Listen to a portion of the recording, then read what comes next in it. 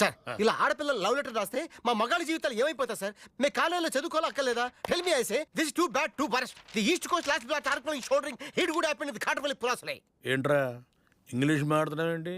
Principal Telugu మీడియంలే, ఆయనకి English ఏమొచ్చనుకుంటున్నావా? Control చేసుకో, కడుపులో పెట్టుకో ఇంగ్లీషు. ఎట్రెడీ ప్రియమైన మదన. ఒరే ఒరే ఒరే, ఇది నీకు కాదురా, ఎవరో మదనకంట. పాపం వాడికి ఇది. సారీ సార్, మదన్ అంటే ఎవరో మదన్ కదండి, మదన్ అంటే నేనే. మదనుడిగా మన్మధుడిగా ఊహించి భావించి రాసింది సార్. నిన్ను మన్మధుడిగా ఊహించుకుందా? అయ్యా బ్యాడ్ టైం రా.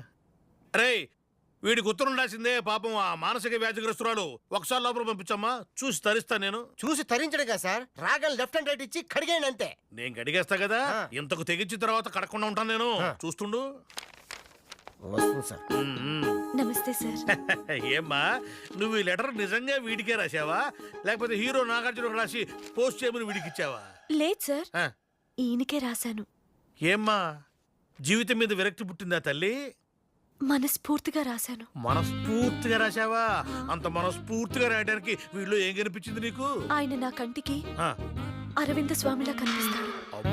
నడిస్తే నాగార్జున గుర్తొస్తాడు. కోపంగా చూస్తే బాలకృష్ణ, సైలెంట్ గా చూస్తే వెంకటేష్, చిరునవ్వు నవ్వితే చిరంజీవి ఆయనలో కనిపిస్తారు సార్. వీళ్ళొక్కడిని ప్రేమిస్తే ఇంతమంది హీరోలకు బ్యాడ్ అయిపోయిందన్నమాట. మీరు చెప్పండి. ఒక్క మాటలో చెప్పాలంటే సార్, నా ప్రేమ కోసం నేను ప్రేమిస్తున్నాను. నేను బతికేదే ఆయన కోసం సార్.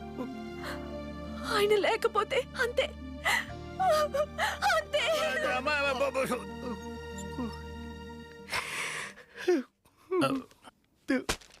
రేయ్, ప్రేమ విఫలమైందని ఆ అమ్మాయి ఏడుస్తుంది, ఎక్కడ సఫలం అవుతుందని భయపడి నేను ఏడుస్తున్నాను. నువ్వెందుకురా ఏడుస్తున్నావు?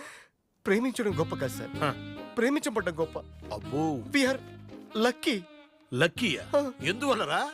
ఆ అమ్మాయి ప్రేమ పొంది నేను అదృష్టవంతుడిని, నా ప్రేమ పొంది ఆ అమ్మాయి అదృష్టవంతురాలు. ఎట్టా? ఆ అమ్మాయి ప్రేమను పొంది నువ్వు అదృష్టవంతుడివా, నీ ప్రేమను పొంది ఆ అమ్మాయి అదృష్టవంతురాలా? మధ్యలో నేను బేకారుగానే. Maybe I don't no.